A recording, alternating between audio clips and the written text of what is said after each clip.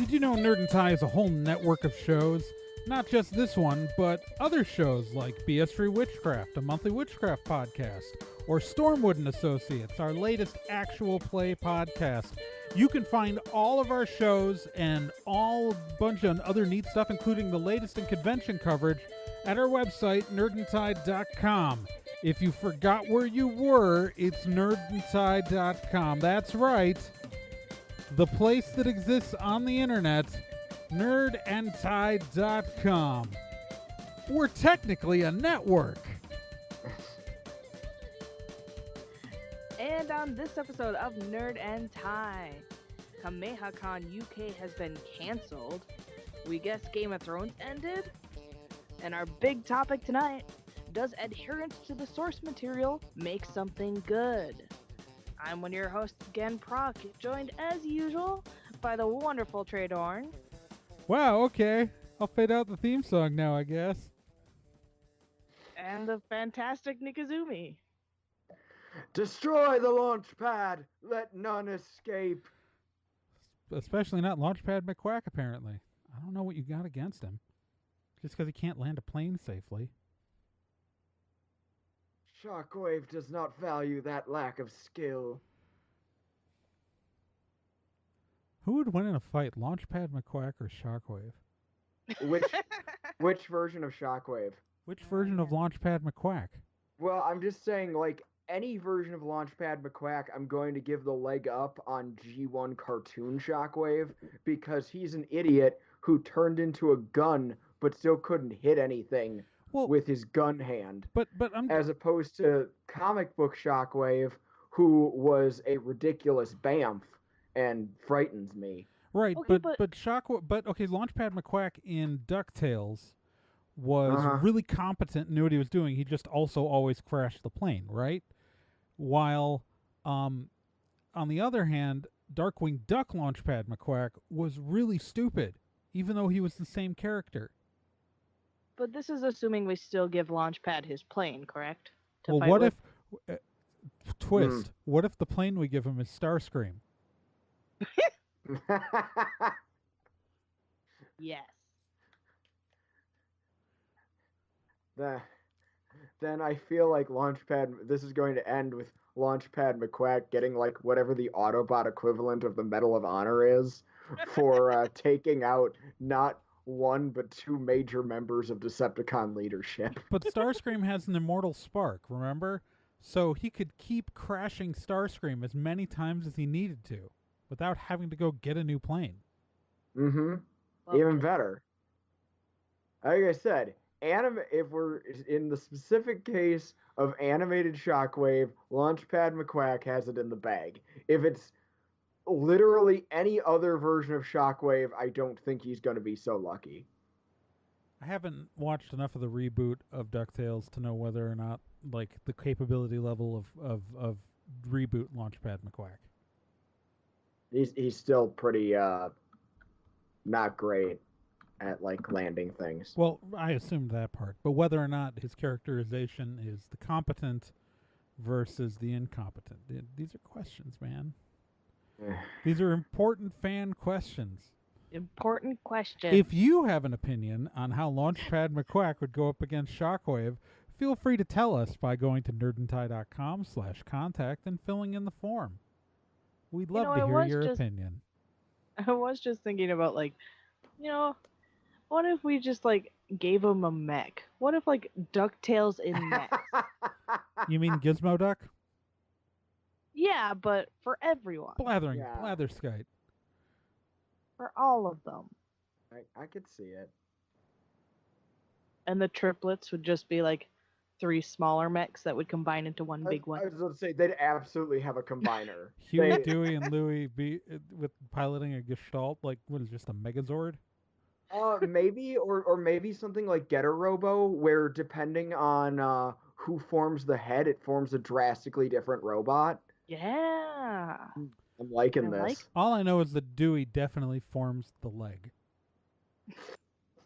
Go Nagai's DuckTales. Please make this happen. Yes. Oh, DuckTales Robo versus Devilman. Yes. No. Okay.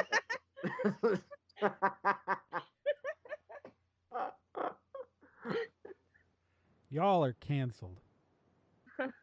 Okay, episode over. First Good time. night, everyone. All right. Speaking of We things that should- are canceled, Oh, Oh boy. Kameha Con in the UK has been canceled. oh really? Yeah. Yep. That's Something bad happened to Kameha Con. No. so okay. Kameha Con, we all remember the Texas incarnation of Kameha Con. Um, was the subject of one of our top stories a couple episodes ago, because they just because we can't get through another episode at least mentioning Vic Mignogna. Nope. Apparently, so Kameha Con U.S. the Texas one. They originally had announced that they were canceling Vic Mignogna's appearance and that whole kerfuffle, and then after the refund point issued, they re-announced that he was coming back and that he was going to be there, which made a lot of people mad and made Vic stands very happy, even though they can't really see the writing on the wall of whatever. They're bad and they are on the wrong side of history. Anyways,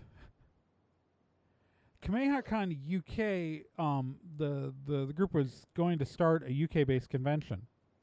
Kameha Con UK only ever really had 2 announced guests, as far as I can tell, and they were originally Vic and then Sonny Strait, and they canceled Vic's appearance. Now, here's where I speculate. This is wild speculation. So, one of the prevailing theories about why Vic Mignogna was re-invited to Kameha Con UK, to Kameha Con US, to the Texas Kameha Con, was because Kameha Con's guest contracts actually don't let the con cancel for anything except for a very narrow, specific set of reasons. And because Vic's cancellation didn't fall into those reasons, people have theorized, and we have no evidence of this beyond just knowing what the contract looked like and the fact that Vic has been in a litigious mood, that people theorized that he threatened the convention with a lawsuit because they would have been in breach of contract. Like, his cancellation would have been in breach of contract. Now, the UK con was canceled indefinitely, according to the official Kameha Con UK Facebook page, and they said about doing refunds, but it was pretty much like it was done to, quote unquote, through our decision comes on the back of recent events within the fandom. This is not due to fans directly, our community, but yeah, it's recent events within the fandom, which really means that, and this is the theory, that they've been having a hard time scheduling guests because like, it's the only 2 guests booked, and it's one of the reasons why people think they're having a hard time getting guests, because they were in the UK, and unlike American anime cons where you can get the English voice actors on a domestic flight, everyone's got to fly internationally. Mm-hmm. Right? Whether you get a UK or Japanese voice actor, you've got to bring him in from not a UK, a US or Japanese voice actor. You got to bring him from out of the country to bring him to the UK. And it's also theorized that what the easiest way to get out of contract with Vic Mignogna would be to cancel the whole convention. Again, that is just that is speculation. That is a theory. That is it's the prevailing rumor, but we don't have any evidence straight from the con that that's the case. Either way, like, I think it's a combination of factors of just how expensive it would be to get other guests and the fact that they might not have been able to get out of bringing Vic, which would of course make it harder to get other affordable guests who might not want to be at the same con as Mr. Mignogna. So seems legit. So while I think Kameha Con in Texas, their U.S. branch is going to continue and be fine. I think the writing was really on the wall for their UK expansion. Yeah, I makes sense to me. I mean, it's I cannot imagine trying to run a con in, at least an anime con, in the UK. That feels. Well, the UK convention scene is just so much more like, I don't know. I've been looking at it because I looked a lot into the Walker Stalker Fan Fest event stuff, Right. and it is not a cheap proposition, and there's a lot of autograph fests, and I don't know if it's necessarily I don't think it's worth it for an American company to run a convention in the UK. I think that it's the costs, the running costs, all of the stuff. Like, I'm not saying a convention can't be run successfully in the United Kingdom. I think one can. I think it can be run successfully if it's run by people there. I Yeah, was about to say. the Oh, whole sorry. idea about running a convention in a whole nother country, like, I, it just doesn't make sense to me. Like, it's hard enough to keep track of expenses in the same country. Well, and you can get like there are enough things that film in the UK that even involve American actors that you can bring in larger names. I think you can bring in some cases larger names to a UK convention than you can bring some of the smaller names from US cons. Like, I was about to say I one of my friends who grew up in the UK said like UK Comic Cons especially, it was really easy for them to get like Grant Morrison or James Roberts because they just live a few miles away, right, you know. but with Pinewood Studios in the country, like, you can, like, even, I don't know. And so also, though, if you're going to pay a lot of money to bring out an American actor from the US, if you're going to pay that much money, it's like the cost versus the amount of monetary return. Like, I don't think you can run a US style anime convention in the UK, especially since like, anime conventions, the assumption usually is that autographs are free. Like, there's like, you'll see anime cons that charge for autographs, but they're very rare, and they're only for Hmm. like specific people. Like, the level of access to the guests at anime cons are all driven by the appearance fee model and not the guarantee model. Right. And the guarantee model is what, like, so if you spend a ton of money to bring out, an actor, you can charge for those autographs. You can't. The anime con world doesn't function like that, and so I don't think it's. And the only reason why it does function is, well, in Texas especially. I mean, like Kameha Con, their U.S. con was in Texas. Like, their margins on bringing in half the cast of any show are minuscule because while they have to, still pay appearance fees, like, transportation costs are, like, significantly less, like, versus cons in other parts of the country. Plus, with the title Kameha Con, with the kind of implied Dragon Ball focus, Yeah, it is a that's Dragon Ball con. yeah, it's literally where Dragon Ball is recorded is Well, yeah in Texas. So there is God, I forget what it's called. There is, ironically, also a a a Dragon Ball Z Con launching in the UK this year that's run by people from the UK. huh, Oh, that that seems like a better decision. right. Yeah, it's It's like, Sayacon. The people who like the dub will not like your pronunciation, but I love your pronunciation. How's it supposed to be pronounced? W- oh well, in the Japanese, the term is Saiyajin, so I think Saiyan is the correct pronunciation, but every dub has gone with Saiyan.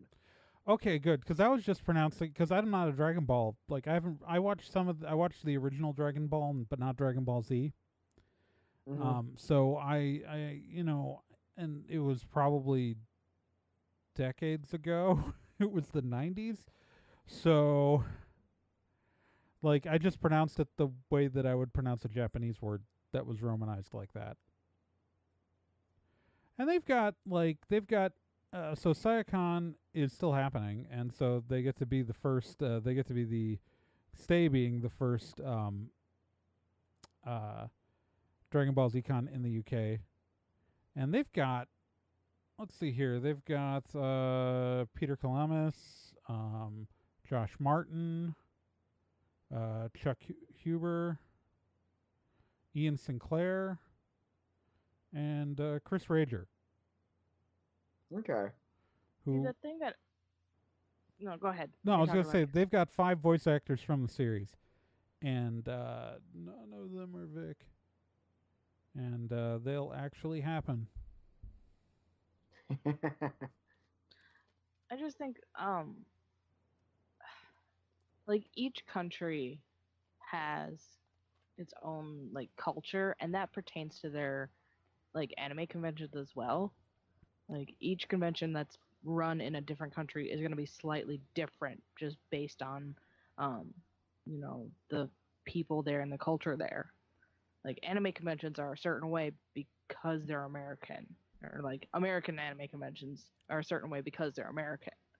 And so I don't know if taking the, like, Americanized anime convention and plopping it in another country is going to work that well. Well, I mean, the American comic convention's already been kind of imported that way. Comic-Cons have already shown up over there for a while. So, and it's still, and it's very much the autograph fest that in comic conventions are. It's, I don't know, we're talking about a much smaller country. So, True. Yeah. I know that anime cons in the Czech Republic run pretty much the way they run here, thanks to my communications with people who run one of the 2 anime conventions in the Czech Republic. Sweet. Yeah, they read unconventional. Huh. I don't know. It's mostly, I think it's interesting that we probably shouldn't spend that much more time on Kameha Con UK, but it really looks like this is fallout with the Vic situation. Right. Only because they directly said, on the back of recent events within the fandom. Like they literally said it. So, I would say, like, the only other major thing that the Dragon Ball fandom has had was that their movie did really well. Right. So and you don't cancel your convention because it became less popular or more popular. Uh-huh.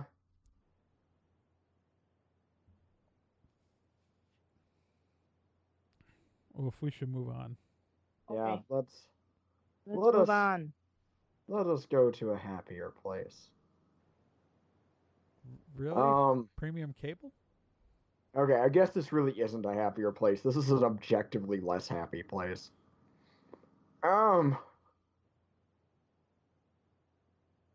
ago, in days of yore, we let Gen introduce the topic. Yeah. Go. Last episode was your episode, Nick. Fair. For the past, was it like 10 years? It's been a long time. Something like that. Game of Thrones has been on, HBO, and people have been going nuts about it for years and years and years. First episode was back in 2011. Wow. And it recently ended. Yep. The show finally ended. As all things must. As all things must. Some people liked the ending, some people didn't. Sounds pretty normal. Yeah, it's Everybody gets their hopes like super, super high and then gets really upset when it's not exactly what they want. We are So we're a geek podcast and a nerd podcast where literally none of us watched Game of Thrones. Nick watched it a little bit at the beginning, Hmm. but I've never watched it. And again, I don't think you've ever watched it. Nope. And like, okay, so I'm sure that there's someone be lining up saying, "Oh, you think you're so cool? You never watched Game of Thrones?" No, I just No. Not, didn't. no. I don't steal things anymore, and I don't feel like paying for HBO. And I don't place any value on whether or not I watch a popular TV Right. show. And it's Like, okay if none you, of my yeah. personal value in myself is based on that. But we also want to make it clear it's okay if you watched it and enjoyed it. We're not Yeah. like we're not being critical of people who liked things. For the, I mean, We're not here to yuck your yums. we're not. But unless you really like Vic Mignogna, then we definitely are. Yeah, they are. Yeah. But like it it's so weird being a nerd who never watches the show because like the feed just gets dominated by it, and then you get people defensively like making posts about making like saying how rude people who don't watch the show are, but I'm like I never said anything, but okay. I don't know. We used to I know so much about the show solely through osmosis. yeah, Same. same. Same. Same. like I can name a few of the characters. I don't know much about them, but I know who they are. You know, Yeah, my favorite Game of Thrones quote, you know, Jon Snow winter is around the corner. Yep. It was an interesting, like, yeah, it was one of those things. That was my biggest issue with the ending of this show, was just being exposed ad nauseum to people who were very indignant about the idea that some people weren't watching the show, or that they expressed, oh, I don't watch this show. I guarantee you, it's not that I think I'm better than you. I just didn't watch it. Yeah. It's, Yep. So Ay. wasn't that ending wonderful and or the worst thing ever? Those are the two those are the two things in my Facebook feed. There Yeah. are people who thought it was amazing, and then people who thought it was awful. And to the people who thought it was awful, all I have to say is one of those guys wrote X-Men Origins Wolverine. Um, I don't know what you were expecting, but one of the two showrunners wrote X-Men Origins Wolverine. so my wife So, so briefly read, she started reading the books and got frustrated with the way that they jump around in time and couldn't get through them. But I was amused because like, when she was halfway through the first book, she gave a guess as to who was going to be sitting on the throne at the end of the story, and apparently she was right. And I think that's hilarious. Well, and I can understand that it was very hard for the writers, because the book series isn't finished. Right. yeah, So like I mean, if you want to get deep into the lore, we technically don't know how the story ends yet. Right. We really right. don't. So, yeah. but that brings us to our big topic. A big topic, you say? Our big topic, A bag to pack. which is, does adherence to the source material make something good? Like, does adhering to the books would adhering to the books make the show better? Would it make it worse? That I is. don't know, because I haven't seen or read anything about it. I'm like, In the case of Game of Thrones, I can objectively tell you that if they adhered to the books, there would be a lot more sexual assault. Oh, yeah. I would say if they adhered to the books, we'd still be waiting like another 10 years for like season 6. That too. I mean, I think in most cases though, like people prefer when movies or shows do adhere to the book, especially if they've read that book. But I mean, it could be understand. So But I think it's sorry, Nick, you were going to say something? no, I was gonna say, but yeah, and it's really it's always like the easiest explanation of this adaptation didn't work because it didn't follow the book. If it just would have followed the Yeah. book, that would have fixed it. And I think that sometimes that's too easy of an answer. Especially because like it's like people don't understand how hard it is to adapt books into video media, because there's so much content in books that if you did like my best example of this is the Lord of the Rings films versus the Hobbit films. Perfect Like, example. Yeah. right. And like I don't like the Hobbit films as much as the Lord of the Rings films because I feel like worse? they but mainly because like there's just not enough content in the Hobbit to make 3 films. They didn't need to make 3 films. I completely, especially when you look at like the animated Hobbit movie, you can get through that whole movie like before Bilbo even leaves Bag End in the live action one. Yeah. I'm not even kidding.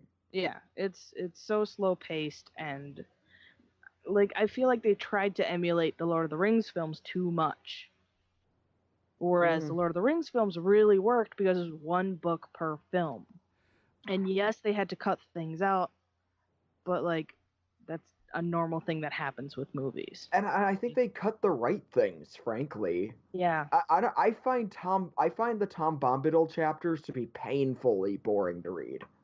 Well, and plus him as a character is so like enigmatic that if you tried to like even in the books, a lot of us don't, like even Tolkien himself, I think like we don't understand exactly what Tom Bombadil is. And if you try to put that in a film for the general audience who knows nothing about these books and doesn't know the lore behind it all, they're going to get so confused by this like pretty much god just like playing this around with random the forest ring, guard that they just hang out with. Yeah.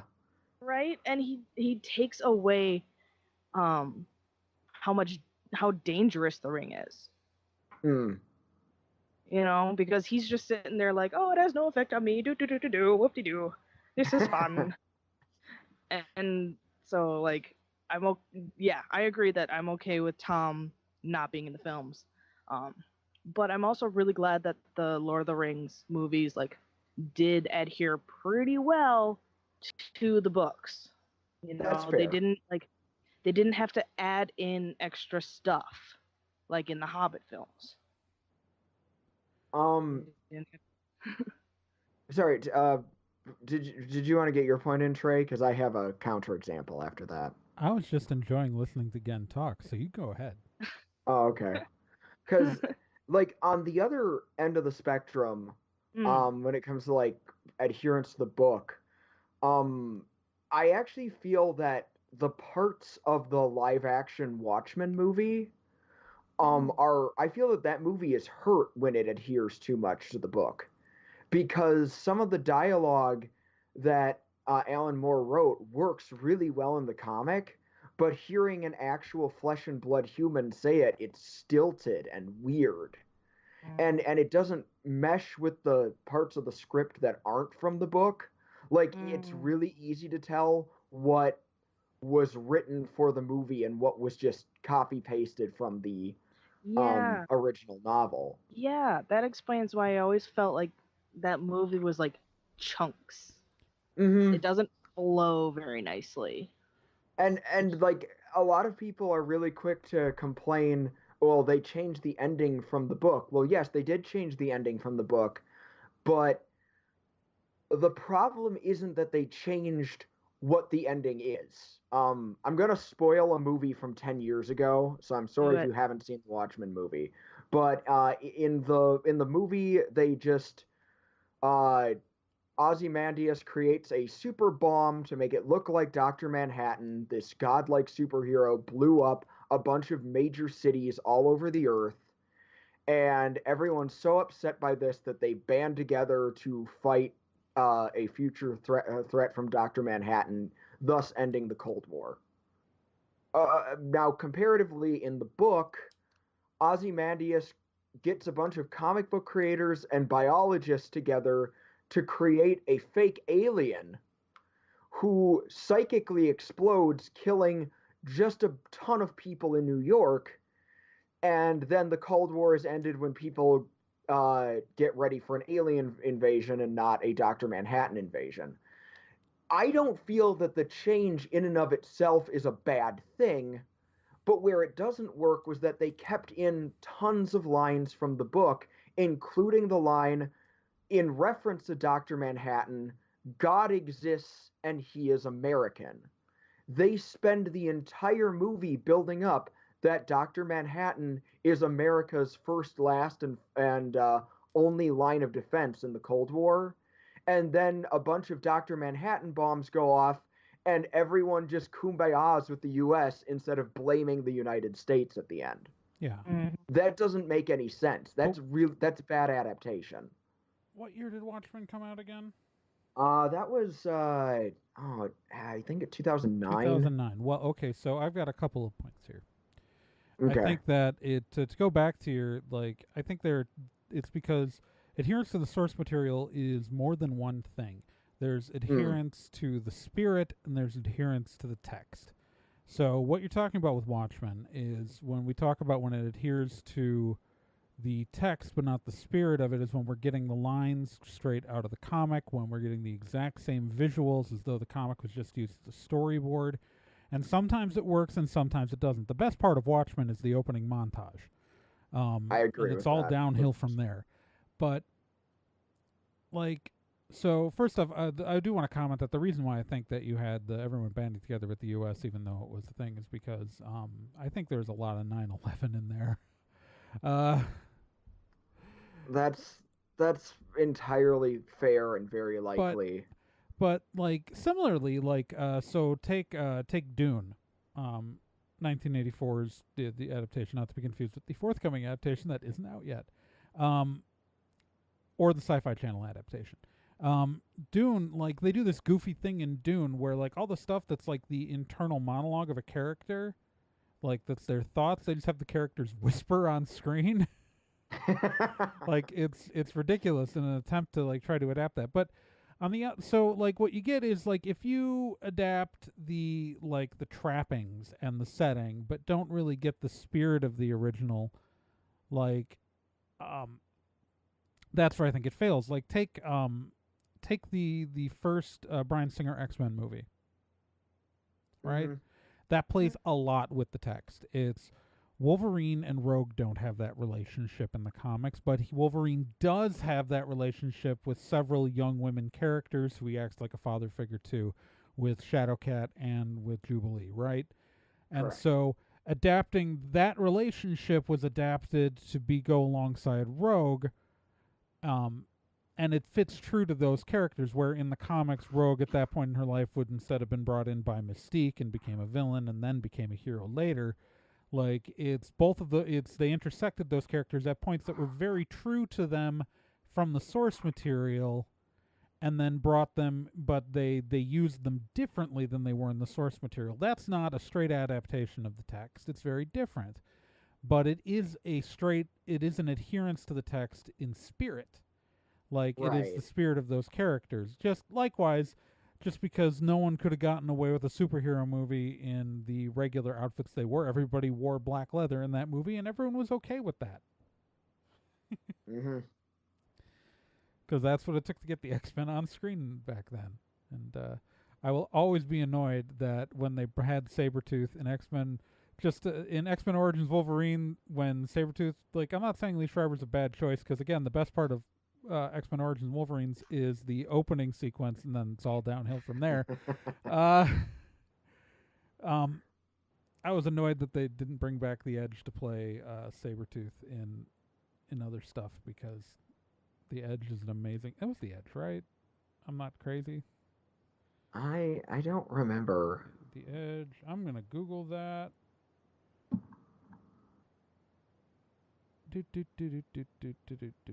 Maybe it wasn't him.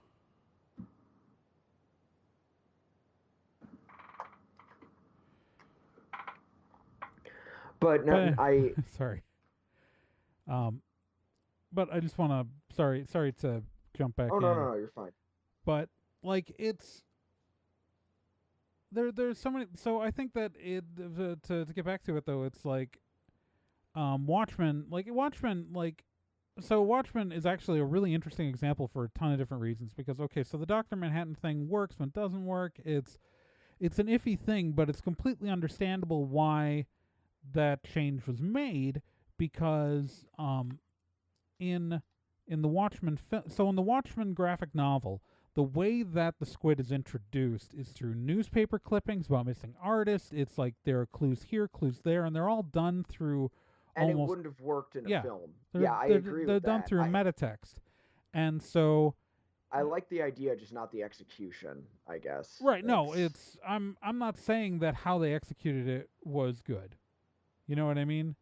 It's oh, it was Tyler Mane in the X-Men movie. Okay.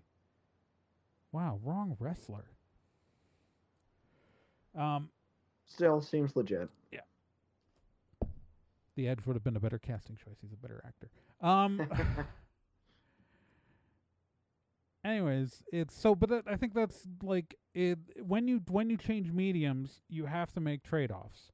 It's a graphic novel like I know that like the execution was poor, but the reasoning for it is valid, and that's why I want to explore the reasoning for it.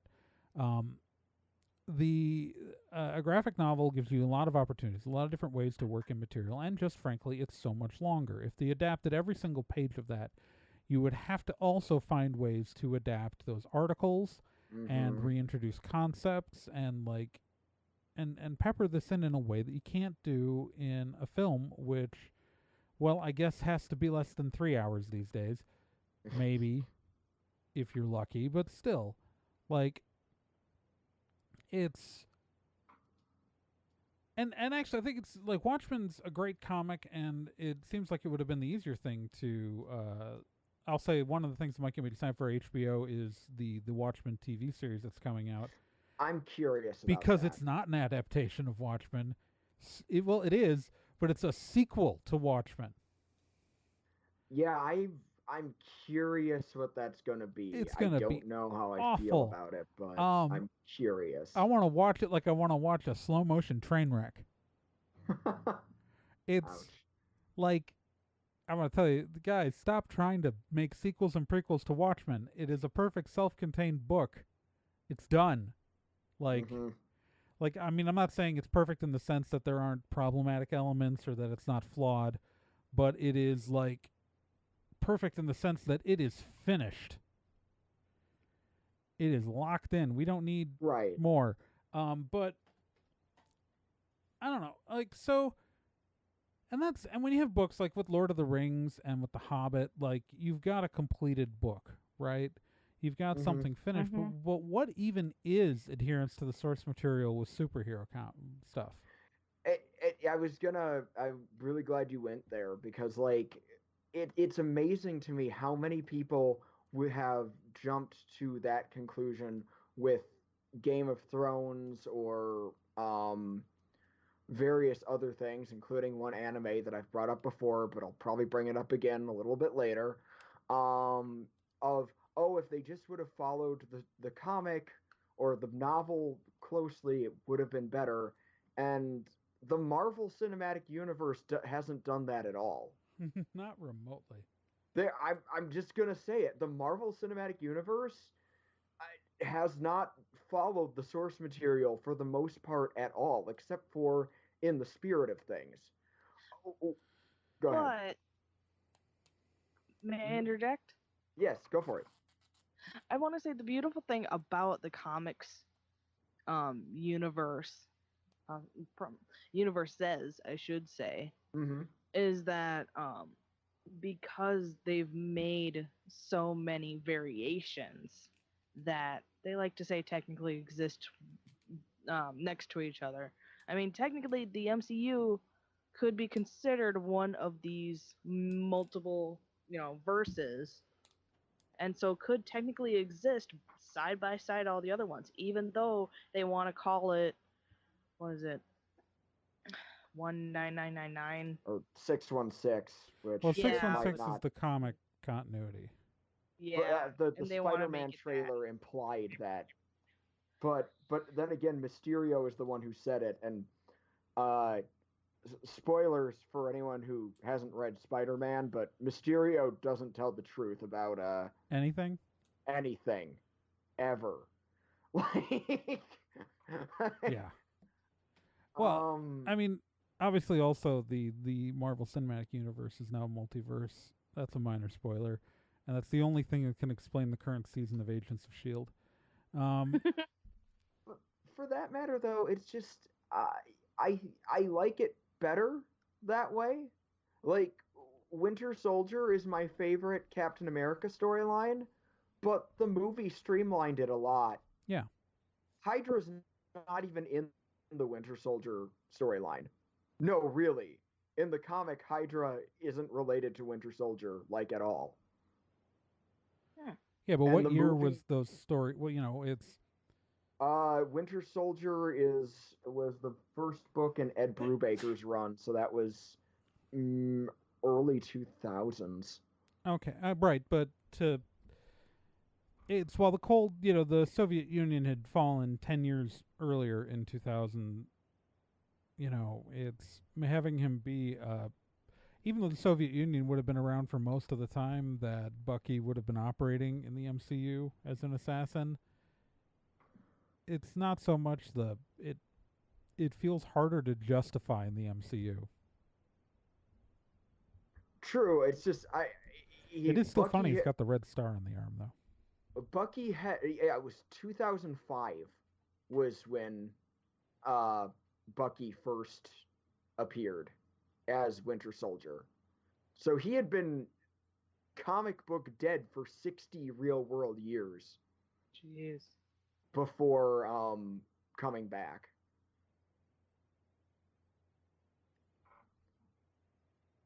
That was that was that was how I grew up with Bucky Barnes, by the way. People of the internet. Like, for some of you, he was that guy who died and then came back 2 years later in the movies. For me, he was a ghost who was always over the shoulder of my favorite character, making him sad all the time. Um, May I diverge? sorry, I didn't mean to Sure. sound so. Yeah, go ahead. Because speaking of the MCU, I want to make because I was thinking about all this and how like certain movies kind of follow certain comics, like certain comic books even. Hmm. And what came to my mind was the first Iron Man movie, and like telling the original, like telling the story of how he became Iron Man. And I remember, like, at the time, I had known I'd, I'd known the comic book version. I'd known that story about him, going to Vietnam, and that's where he became Iron Man. And one of the things I appreciated about the movie adaptation was bringing it up to, the modern era. Well, that's the You thing know, is in the I think it was the comics. right thing to do. In the comics they keep changing what war it was. yeah. It hasn't been the Vietnam War for a very long time in the comics officially. Well, that was the version that I read at the library. Well, right, that's what it So started as. Well, no, yeah. it didn't, did it? What year did Yeah, Iron Man first come out? 1963, I want to Okay. say. Okay. Yeah, because he was in the line of Lee and Kirby created characters who made up what we now know as the Marvel Universe, Well, who right. were It's mostly just characters Stan Lee, Jack Kirby, and to a very understated extent, Steve Ditko just started pulling out of their butts. Well, yeah, the reason I have to ask is because sometimes you get characters like Namor, who Mm-hmm. goes back Yeah, way no, further. Tony was not one of the ones that goes back way further. Why Human haven't we Torch. gotten an MCU Namor? That I don't know. I don't know. I've heard there might be some copyright issues with him, but I was just gonna say that that's one of the it's one of the ways where I appreciate like them doing some changes Yeah. in the adaptation to make it more what's the word? Accessible, relatable. Yeah. Yep, those to the audience. well, To the modern audience. Staying with Iron Man. It still blows my mind that to this day I have people tell me Iron Man 3, which was my favorite of the three Iron Man films. Fight me, internet. Like I meet people who say that that was the worst one, and sometimes I hear good arguments, but sometimes I hear it on the grounds of, well, they changed the Mandarin so much. And aside from that, the Iron Man 3 Mandarin is way less racist than his comic book counterpart. There's what for me is just a huge factor, which is it was a story with a twist I didn't see coming. Like, as a comic book reader, I don't want to know everything that's going to happen to the characters just because I read a graphic novel years prior. Yeah, that's one of the problems of, true, adaptations of books is like if you've read the book, you know what's happening. There's no surprises for you. Mm-hmm. Whereas when they do make those changes, it's like, oh, sweet, a twist. Well, and that's cool. And sometimes just the act of adapting something, you end up with something that's a completely different beast. I think there's. So actually, here's a weird example. Let's talk about Haven. So Haven was a TV series that ran for 5 seasons, really 6, but they pretended it was 5 so they didn't have to pay the actors more on that last season on Sci-Fi. That is loosely, and when I say loosely, I mean like the barest thread based off of a novel by Stephen King called The Colorado Kid. Okay. The Colorado Kid has no supernatural elements in it whatsoever. The Colorado Kid is... So The Colorado Kid is a book, in their Hard Case Crime imprint in 2005, and it's about how it's a third-person narrative. So what it is that it's told in a framing story by these two older guys who run a newspaper, are telling their young intern in this small town in Maine about this mysterious death. And the whole thing is that so there was this guy who there was a mysterious body on the beach, and there's all these mysteries to it. And a year later, we found out who he was, and so he got nicknamed the Colorado Kid because he's this guy from Colorado. But like he had disappeared from Colorado 5 hours earlier, and then was found dead on a beach in Maine, like with no commercial flight records, without like any no evidence he had been on the ferry. Like all of this, like there's a whole list of and you know what? They don't solve the mystery in the book. Like the guys telling the story have a theory that could line up with the facts, but they don't know for sure. And the whole point of the book is it's about, but there's nothing supernatural about this book. Okay. Right? Haven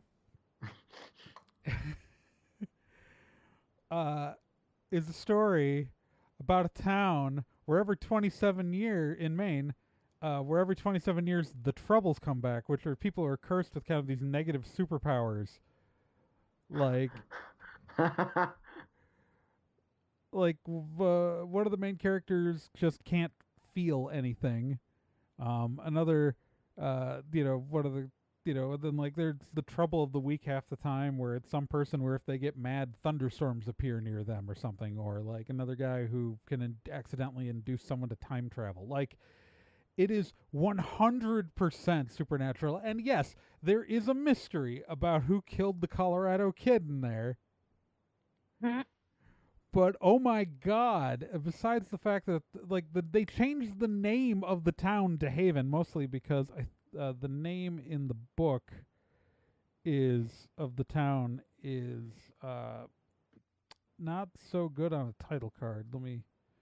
I can't ever remember what it's called. But anyways, besides the fact that two of the characters who run the paper are loosely based on the two guys from the book. Like, there's almost nothing, and like some character names carry over. Right. There's not a lot in common with the thing. So it's I mean, in theory, also in the original book, there's a minor clue supposed to connect it to the Dark Tower, according to King, but no one's sure what he means.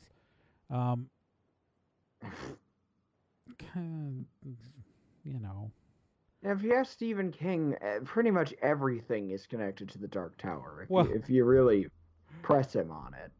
Well, it's the TV series makes tons of overt references to Stephen King stuff all the time without even like a character getting out of prison getting out of Shawshank. The opening title sequence has a newspaper clipping that makes reference to Randall Flagg. Oh my god. Yeah, it's but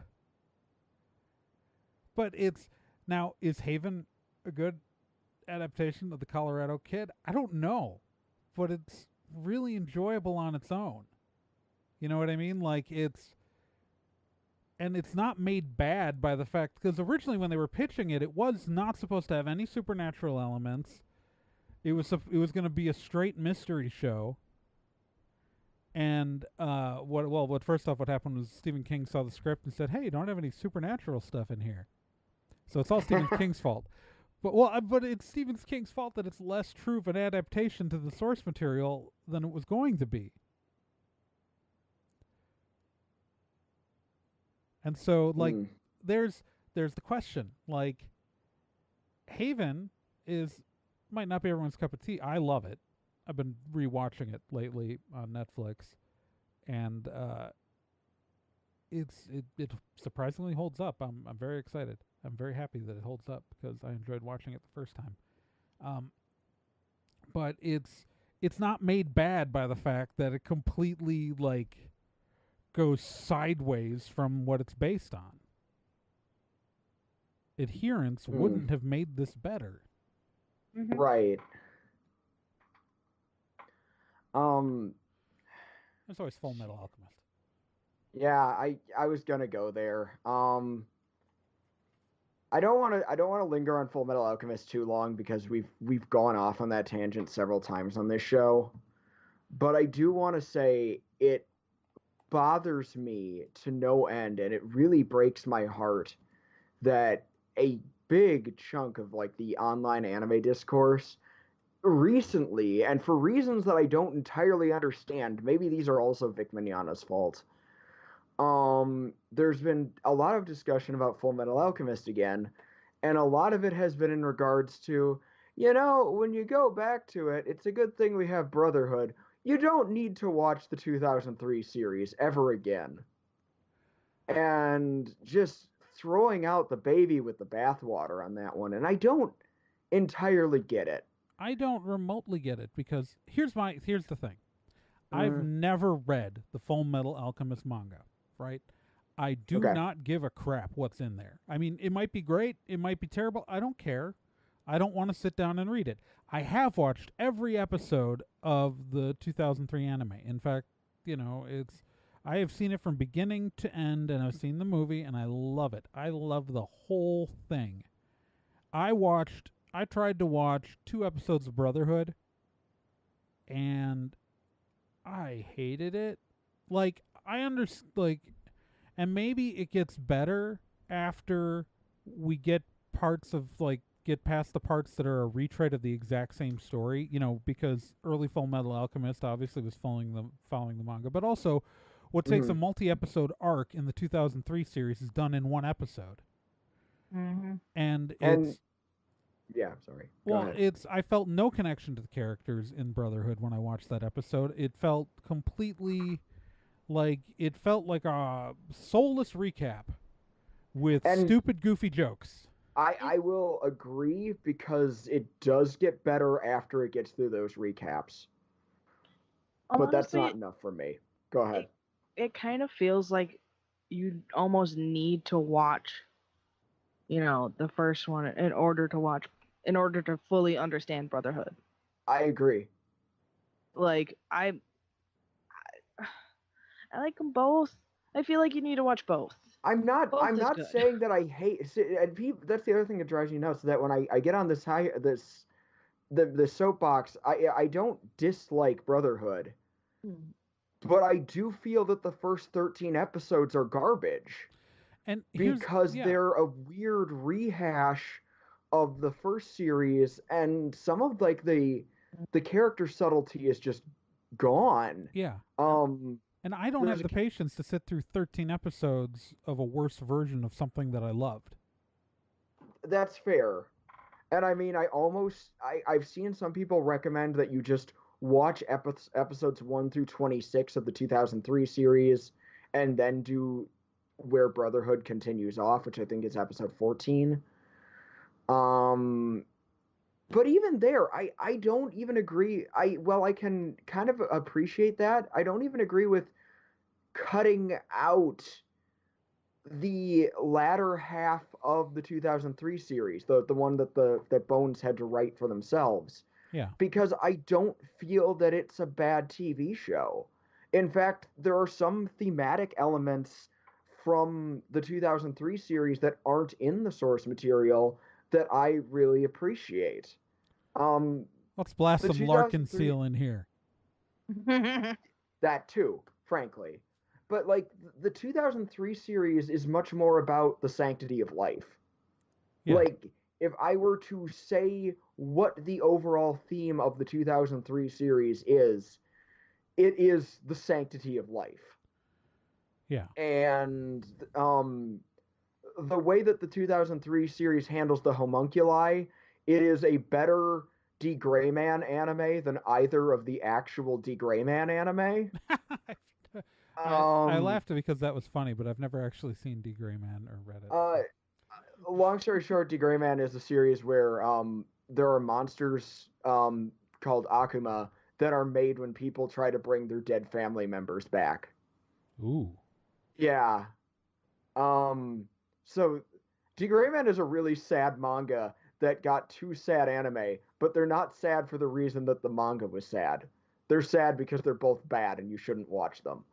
But yeah, like yes, the 2003 series does not follow the manga at the end because the manga didn't exist for the other half of it. But I don't feel that the story is invalid. It's a different version of events that features the same characters that doesn't make it a bad story. I have yet to see. I'm just so sick of seeing arguments about like if anyone ever tells me why they like Brotherhood, like there are a lot of good reasons to like Full Metal Alchemist Brotherhood. There's Ling, there's Lanfan, there's some really epic battle sequences.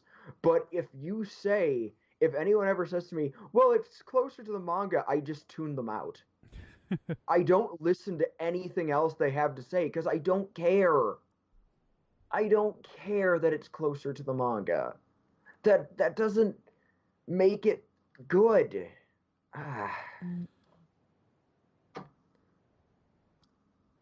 So I think what we're getting to is that adherence to the style and adherence to the aesthetic is will not make something good. Adherence to the spirit of something can make it a good adaptation, but overall, regardless of either, that something can be good if it deviates from the source material entirely, as long as it's just actually good. Yep. Yeah, I hate to say it. I really went into this thinking that we were gonna just, kind of conclude that it's more important to adhere to the spirit than to the literal text. But yeah, at the end of the day, I think I'd rather just have something good, even if it's, Different. yeah. Yeah. We should probably move on to the mailbag. Yeah. Who wants to take what?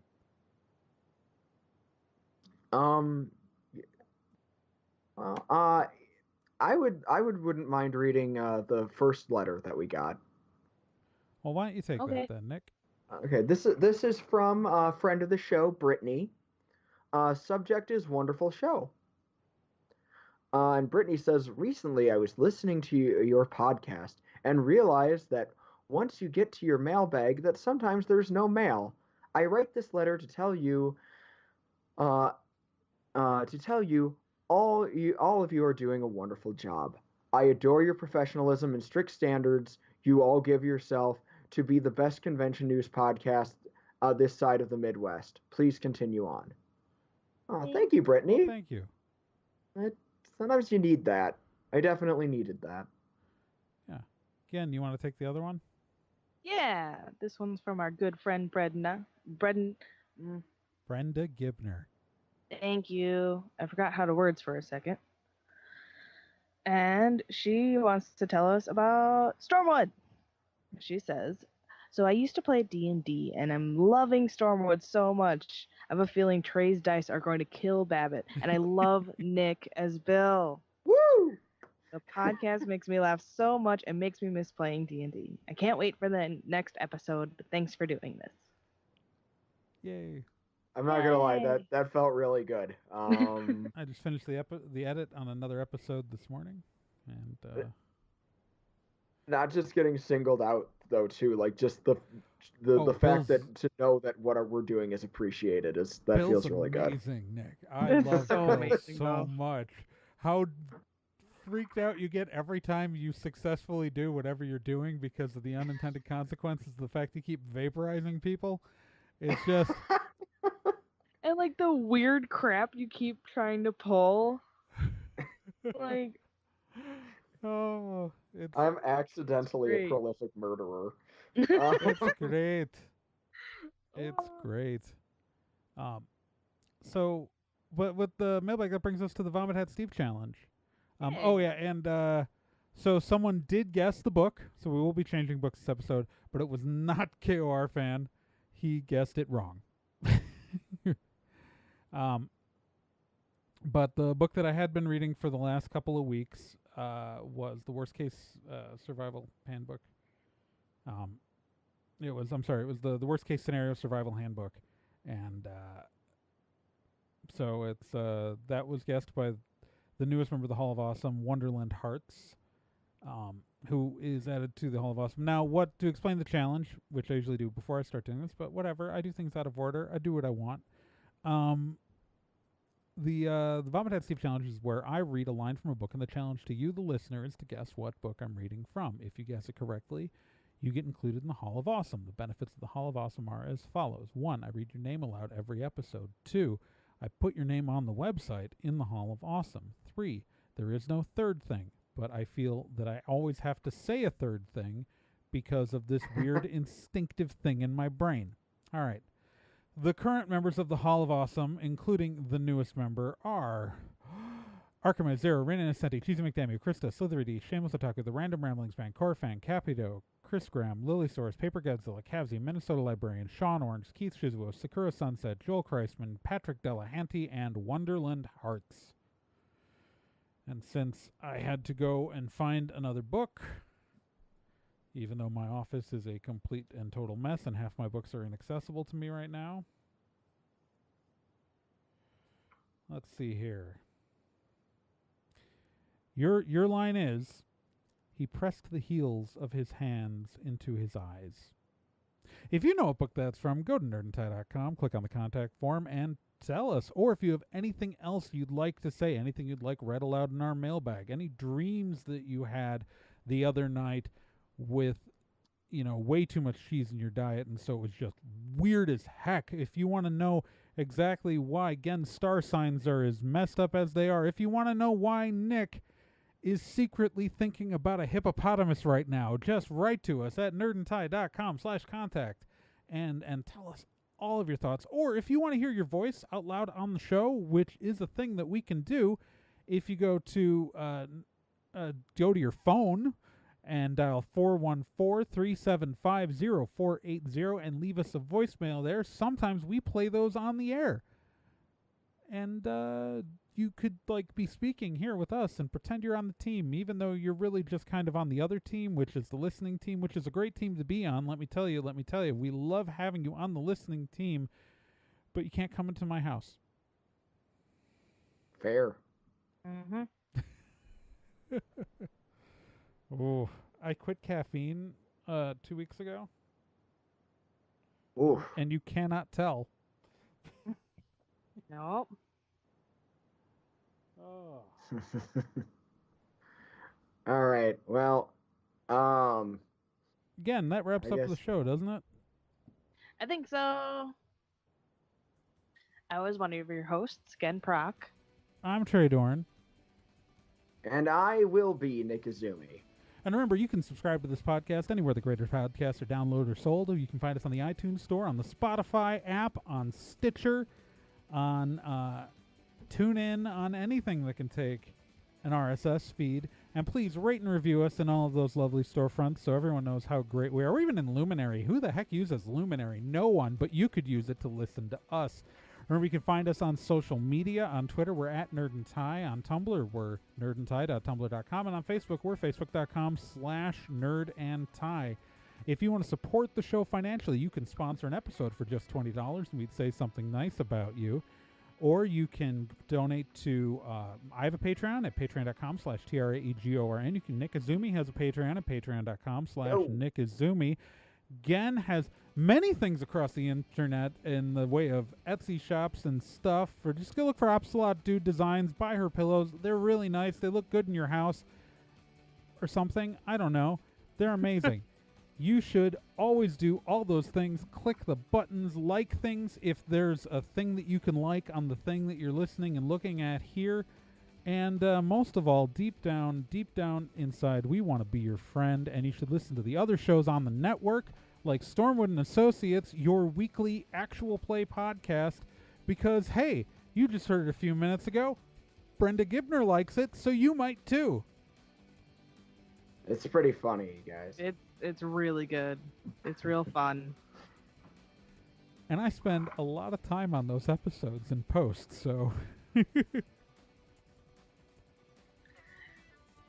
Please listen to our show.